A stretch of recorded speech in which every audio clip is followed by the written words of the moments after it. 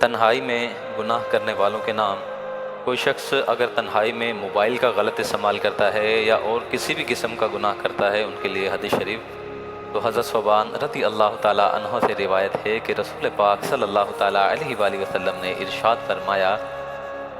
میں اپنی امت میں سے یقینی طور پر ایسے لوگوں کو جانتا ہوں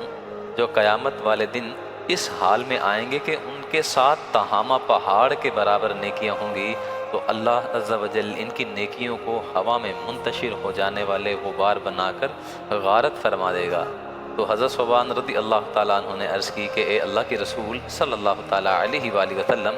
ہمیں ان لوگوں کی نشانیاں بتائیں، ہمارے لیے ان لوگوں کے حال بیان فرمائیں، تاکہ ایسا نہ ہو کہ ہم انہیں جان نہ سکیں اور ان کے ساتھ ہو جائیں۔